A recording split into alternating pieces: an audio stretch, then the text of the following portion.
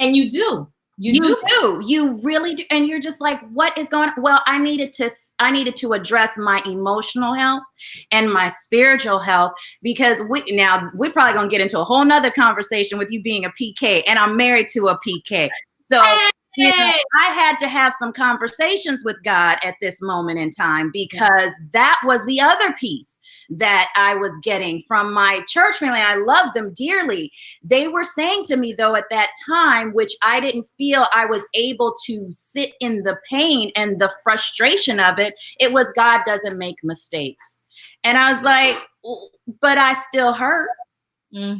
So I'm not, so I interpreted that as, don't hurt. Don't say this is really sucky at this time. Don't say that you're feeling so that was what I had to work through. And I did. I went and sat on somebody's couch. Yes, that's it.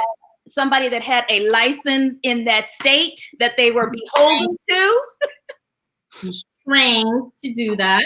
Exactly. Who was trained to help me to unpack what was going on and give me tools that I still use to this day. You will always use them. You will always use them. Because I still cry for my grandmother.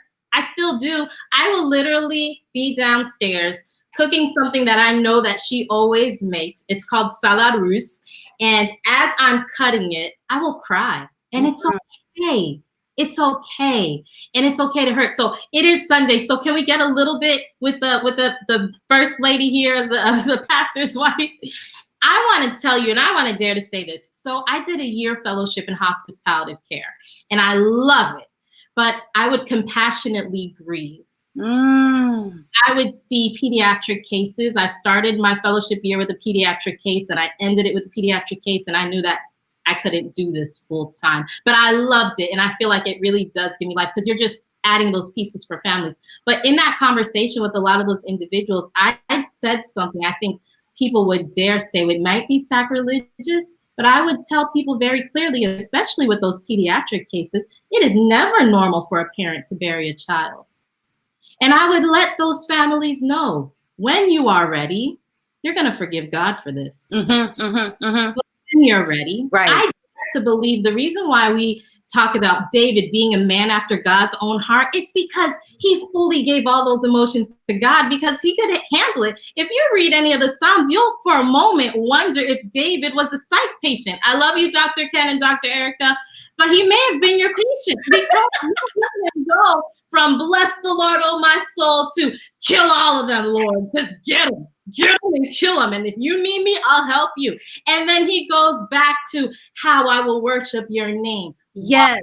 Because he fully emptied it out. And that's why we speak about our total health. Our wholenesses are in our health, is that spiritual health as well too. Yes. Yes. And realize that even with the passings that I've had of my grandparents and your grandparents, that was a tough thing. It was a hard thing. And when we walk through those steps correctly, then we could say, bless the Lord, oh my soul. And really mean it. Not just the words. Not just the lip service. Here and even here in our minds, but it's a process. Yes, yes. And nobody can tell you how long your process needs to take. I love that.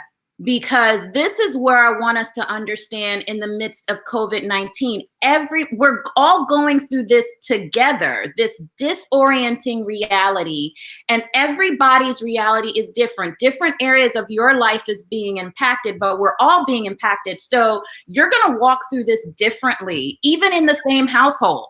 You're going to walk through this a lot differently, because it's just going to, because we're all individuals. And so we need to understand, the reason I really wanted to have this conversation with you was because when we realize that there are these three different areas this is why we can say, oh, this is why I still feel like something's missing, even though I'm trying to exercise. I talk about having a routine with my Balanced Beauties, making sure that if you're not going out to your regular job or your normal routine has been interrupted, start a new routine. So, okay, I've started a new routine. Okay, I'm getting sleep. I'm still getting in the bed. I'm bookending my day. But what is the problem? What is going on? Why do I still feel so anxious or weird, or, I'm snippy or snappy, or something's just not right? Well, because like you said, it's that cognitive function. And so we have to acknowledge that there are 3 areas that we've got to make sure that this triangle is well balanced, that it has that foundation, that we are not pulling on different areas, or that we have to just acknowledge we are out of balance. Something is just not right. And so that, just acknowledging that and having that type of aha moment